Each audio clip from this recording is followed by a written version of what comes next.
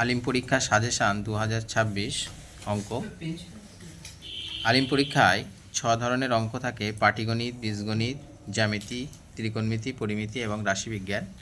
তার মধ্যে পাটিগণিত থেকে 12 নম্বর থাকে। পাটিগণিতে 4টে: সরল সুদ, চক্রবৃদ্ধি সুদ, সমহার, বৃদ্ধি, হ্রাস এবং অংশীদারি কারবার।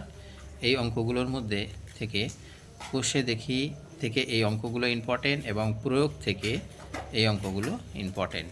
এবং বীজগণিত থেকে থাকে 16 নাম্বার। এখানে যে অঙ্কগুলো থাকে একচল বিশিষ্ট দ্বিঘাত সমীকরণ, দ্বিঘাত, করণী, ভেদ, অনুপাত, সমানুপাত থেকে এই অঙ্কগুলো ইম্পর্টেন্ট।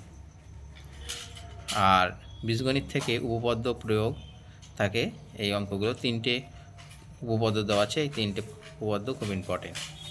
ত্রিকোণমিতি থেকে কোণ পরিমাপ, ত্রিকোণমিতি, অনুপাত, ভেদ ও পূরক কোণ থেকে এই অঙ্কগুলো ইম্পর্টেন্ট।